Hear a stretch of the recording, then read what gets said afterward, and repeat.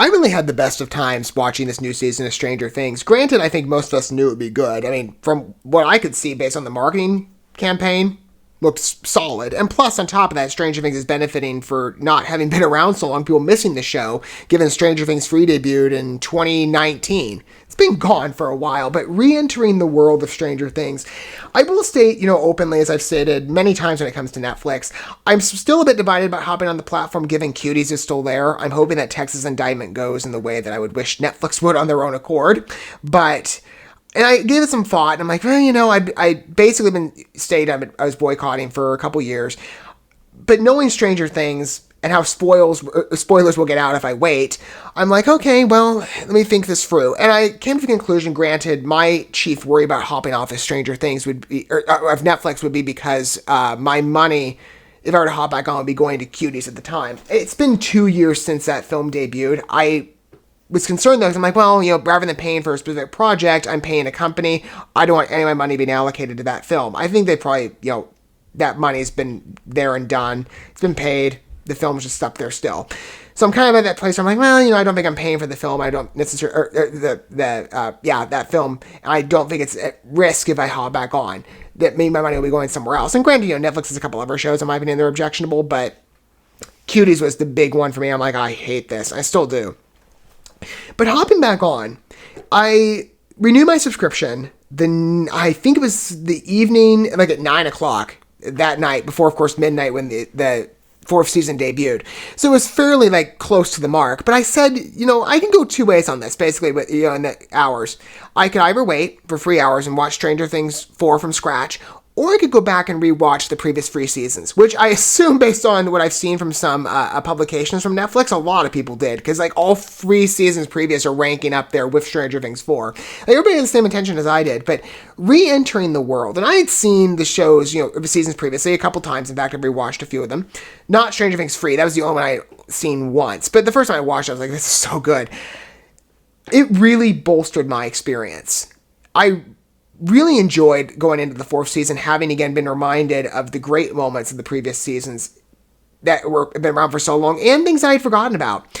That upon re-entering Stranger Things 4, and I finished season 3, rewatching it right when we were on vacation at the time, so I was working through being gone for a week long, and watching Stranger Things maybe in the morning hours, maybe in the evening hours, but it was a great experience. I binged it. I went through, it basically 1.5 episodes per day, other than the last episode, which was much considerably longer, but I really liked this season. By comparison to other shows, in fact, at this point, I've rewatched it twice. Once. So I've seen the season twice, I've only rewatched it once. The show is just beautiful. The pacing, the directing is so strong this season. The writing, even. And this is really funny to me, too. In comparison to other shows, I posed this question because there's so many projects that are coming out around the time of this. Whether they be in the film space. Top Gun Maverick was coming out. No, Jurassic World was after, but Top Gun Maverick came out at the time. I still haven't seen it yet. I need to. But that one is doing well. That one I don't think it's much of an issue. It's a bit, it's different from streaming. But Stranger Things was going against Disney, namely being with Obi-Wan Kenobi and Ms. Marvel. I think Stranger Things would be on top. Because partly, Star Wars' reputation is waned. I'm not going to go on a tangent to this, but Obi-Wan not dealing from the best strength of cards. And Ms. Marvel, I didn't know how strong that one would be. On a side note, I'm really surprised that Ms. Marvel is my second favorite in that. And it's actually, I'm finding Ms. Marvel entertaining. That probably doesn't speak for everybody. I'm probably the minority on that, but I actually really like the show. It's much more cohesive. Obi-Wan Kenobi is just to be summed up about it, poorly written, hodgepodge, many times boring mess.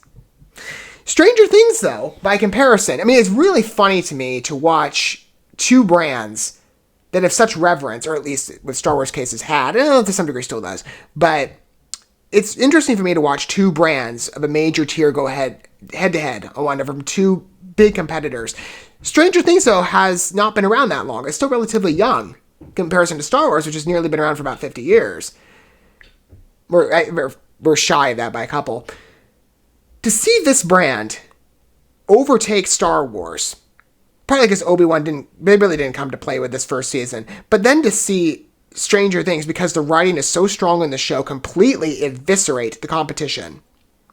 Even Miss Marvel to a degree in terms of the ratings, although I think it's a better show than Obi-Wan. I am genuinely shocked at how good this show is.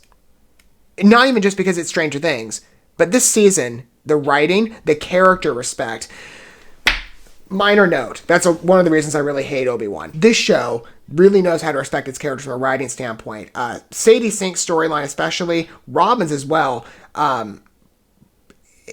There are just moments in here that you're watching the show, you're like, this is perfect. This is what Obi-Wan could be a better writing. But this show really just, in my opinion, it not only brought back all the enjoyment I had in the previous couple seasons, but it really just, it surprised me just how good this season is.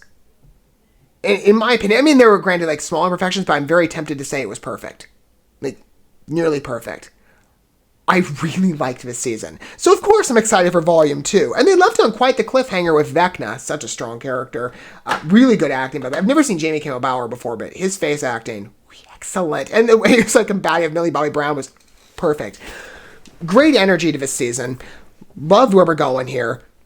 And I'm just really excited to finish it. And granted, again, we're getting a bit of it's a shortened run in terms of the last 2 episodes, but they're still substantially longer, and the supersized episodes really helped. I mean, that was just, again, this season has been so enjoyable. I'm truly surprised at just how good this show is.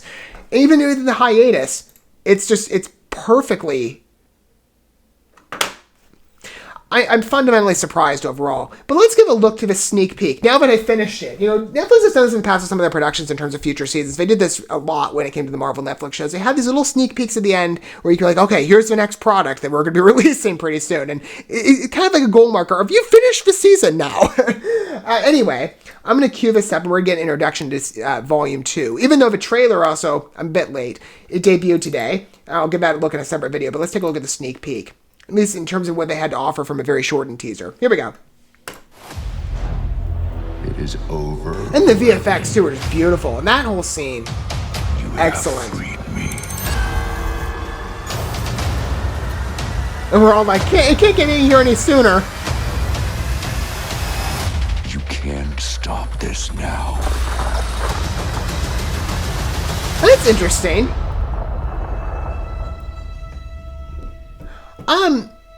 That looks good. Again, this is Stranger Things, though, and this is the concluding portion of the 4th chapter. I want to finish the story. I'm pretty sure most people do, because again, that first half is so, first 3 quarters, it's just so excellent.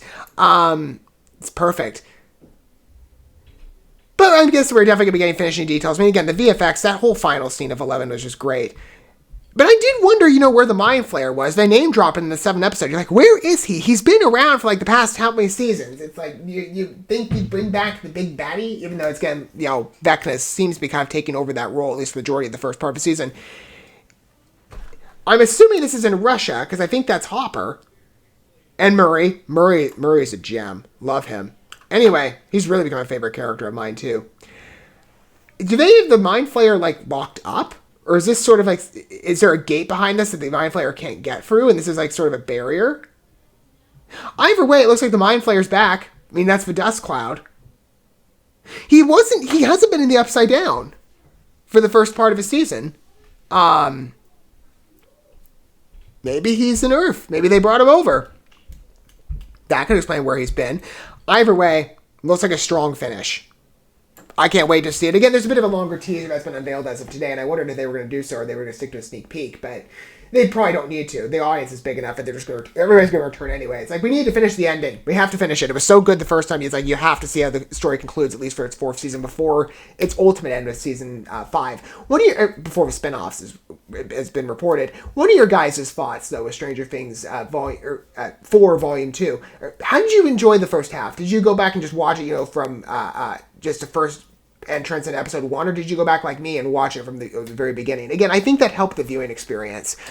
Really made it extra special. But let me know what your experience was like, as well as maybe your overall thoughts and perhaps predictions for Stranger Things 4 in the 2nd volume. But I think this looks good. Again, we're all anticipating high caliber storytelling, and Stranger Things 4 Volume 1 more than delivered. I think Season 2 is going to easily sum things up pretty well. At this point, Stranger Things, The show really can do no wrong after that first part. It's just excellent.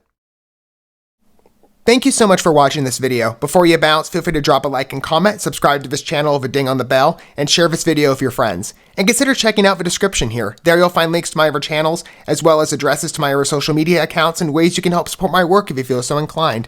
May God bless you, and looking forward to when our paths cross again.